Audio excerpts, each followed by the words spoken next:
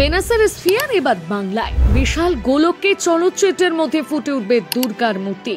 কোথায় দেখা যাবে এই প্যান্ডেল, কিভাবেই বা মণ্ডপ সজ্জার কাজ চলছে দেখুন।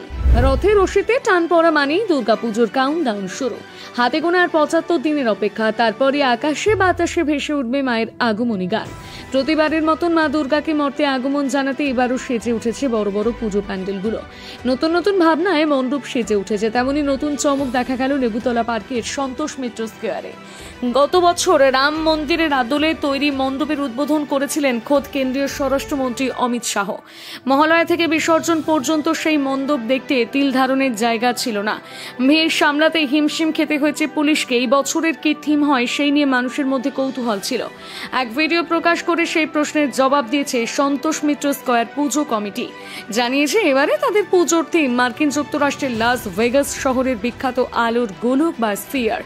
এই মণ্ডপের মূল আকর্ষণ বহুমাত্রিক শো 11D।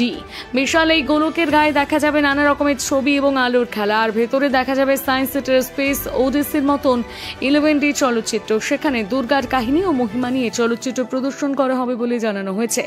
সন্তোষ মিত্র স্কোয়ারের সোশ্যাল মিডিয়া পেজে ভিডিওটি পোস্ট করে লেখা হয়েছে, যেখানে তোমাদের ভাবনা শেষ সেখানে আমাদের ভাবনা শুরু, দেখাবে লেবুতলা, চমকাবে বাংলা।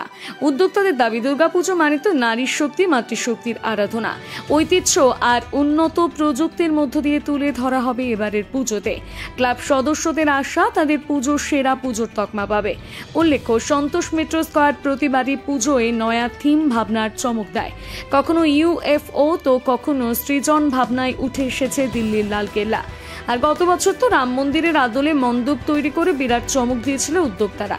গতবার এতই ভিড় হয় যে ভিড় সামলাতে মণ্ডপের একদিকে প্রবেশদ্বার বন্ধ করে দিতে হয়। তবে এবার মণ্ডপ সজ্জার ঝলকে নজর কেড়েছে পুজোর প্রস্তুতি।